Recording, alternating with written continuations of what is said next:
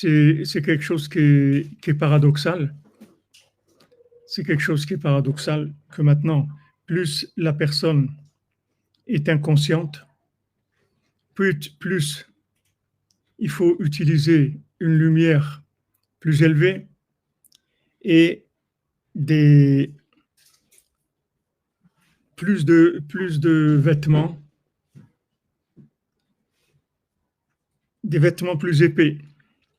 Donc, d'après notre compréhension à nous, pour nous, on comprend que plus la lumière est élevée, ça veut dire pour nous qu'il y a moins de vêtements. C'est ça ce que ça veut dire. Nous, on comprend comme ça. On comprend quand il y a la lumière élevée, ça veut dire qu'il y a beaucoup de lumière. C'est ça ce que ça veut dire. Mais en fait, c'est pas comme ça que ça fonctionne. Et puisque on voit pour le Sippurim Maasiot, on voit pour la Megillat Esther, on voit que dans Megillat Esther, le, le, le nom d'Hachem, il n'est pas mentionné du tout. Pas une seule fois on parle d'Hachem dans la Megillat Esther. Mais nos sages nous disent pourquoi on ne parle pas d'Hachem dans la Megillat Esther de façon explicite. Parce qu'en fait, la Megillat Esther, c'est le Shem Hachem lui-même. C'est le nom d'Hachem lui-même. Donc en fait, ce sont des langages codés. Ce sont des langages codés qui ne sont pas accessibles par la compréhension et qui n'en sont pas moins d'un niveau extrêmement élevé. Et le fait que maintenant, ils sont d'un niveau extrêmement élevé, il y a besoin d'un langage de plus en plus codé pour pas que ça abîme la personne parce que c'est une lumière trop forte. Et d'un autre côté, pour pas qu'il se fasse attaquer parce qu'il va se faire repérer par les forces négatives. Alors maintenant, le principe, c'est que plus la lumière est élevée, plus le vêtement, il va falloir qu'il soit épais. Donc là, il faut reculer par rapport à notre logique, parce que nous, dans notre logique, quand la lumière est élevée, ça veut dire qu'elle est forte, et ça veut dire qu'on ressent la force de la lumière, l'intensité de la lumière. Ben non, ça ne fonctionne pas du tout comme ça. C'est même l'opposé. C'est-à-dire que plus on va te soigner avec une lumière élevée, moins tu vas ressentir, moins tu vas être dans de la lumière, plus tu vas être dans du travail, tu vas vivre dans le travail, tu vas vivre dans des choses matérielles, tu vas vivre dans des problèmes aussi à la maison, avec les enfants, toutes ces choses-là, ce sont les vêtements de cette lumière. Donc, plus la lumière va être grande, et plus il faut des vêtements épais. C'est-à-dire qu'à la limite, après, on ne voit même pas quelle est la différence entre un éveillé et un endormi. Il n'y a pratiquement aucune différence. Et lui-même, il ne comprend même pas. Il dit mais comment je suis dans la Torah, je fais tellement de choses, etc. Et je ne ressens rien, je vois que je me sens tellement loin, etc. Et là, il ne faut pas se tromper. Il ne faut pas se tromper. Ce n'est pas parce que tu ne vois pas la lumière qu'il n'y a pas de lumière. C'est le contraire. Plus la lumière est grande, et plus elle ressemble à de l'obscurité. Donc maintenant, ce qu'on est en train de vivre en Israël, il ne faut pas croire que ce n'est pas de la lumière. On est en train de vivre quelque chose d'un niveau messianique extrêmement élevé. Et ça, on le voit, Baruch Hashem, dans certains points. On aurait pu ne rien voir du tout. La spiritualité, que ça ne fonctionne pas du tout comme notre logique.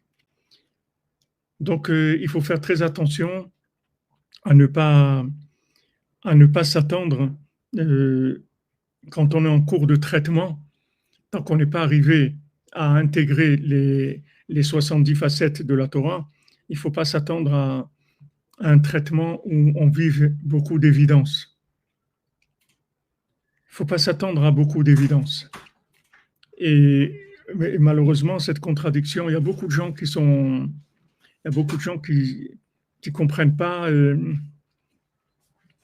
On le voit par exemple, il y a beaucoup de gens qui viennent habiter en Eretz Israël et que se disent bon, je vais habiter en Eretz Israël, donc on doit mettre le tapis rouge, c'est-à-dire que ça doit se passer beaucoup mieux que quand j'étais en France. Quand j'étais en France, bon, j'étais en exil, tout ça.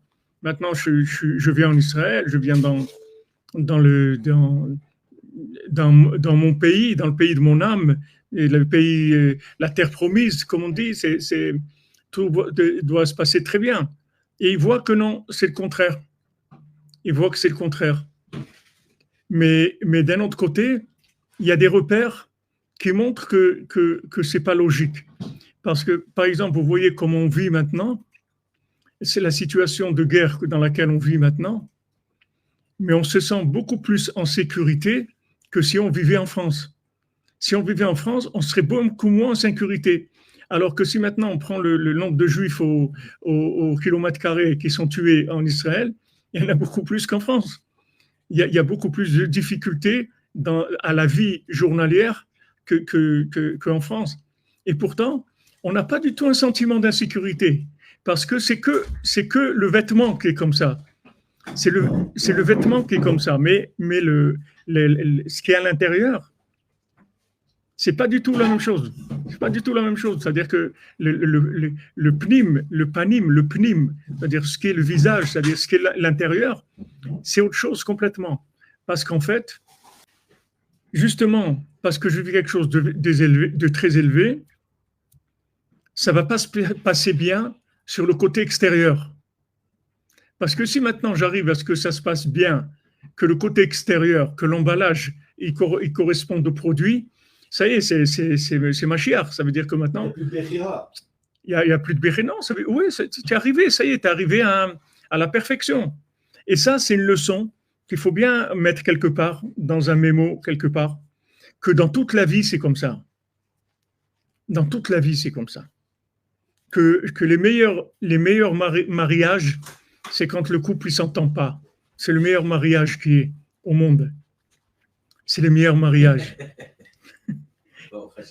Ça veut dire que c'est tellement, c'est-à-dire c'est tellement élevé le degré de connexion qu'ils ont.